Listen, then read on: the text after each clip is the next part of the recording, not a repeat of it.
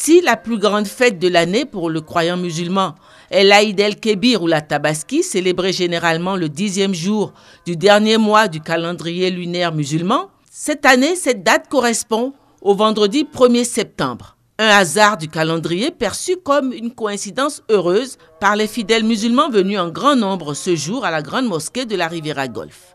Double événement à la fois vendredi, un grand jour vraiment de la semaine, et un jour encore vraiment qui tombe encore sur le jour vraiment de Eid al-Adha, 2 jours, je dirais 2 choses grandes dans la vie de l'islam et pour les musulmans.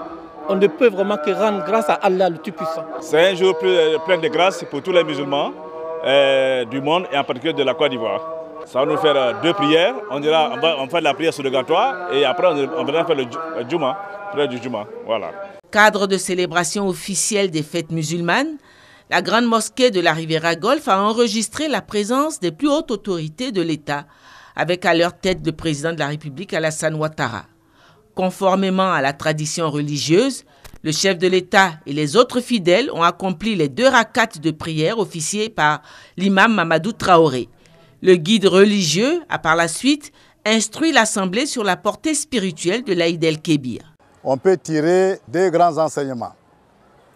Le premier, c'est la soumission exemplaire du Fils comme du Père à l'ordre divin qui est le sens même du mot islam.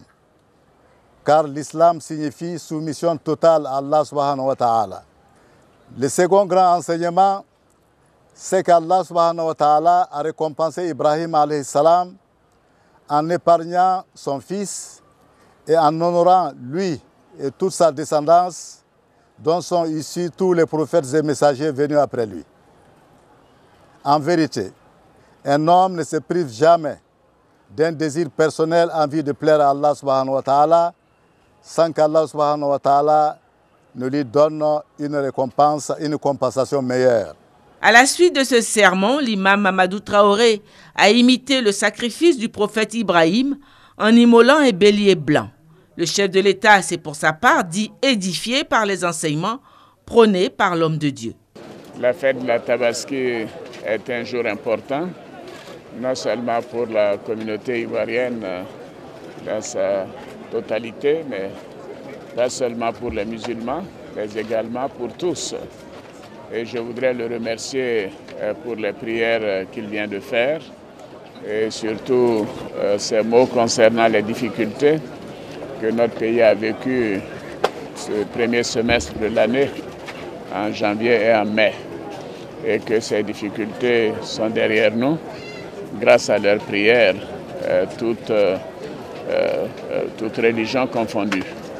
C'est un moment important pour notre pays de tourner la page de ces douloureux événements et je remercie l'imam, je remercie les musulmans, je remercie toutes les confessions religieuses pour les prières qui ont été faites à cette occasion.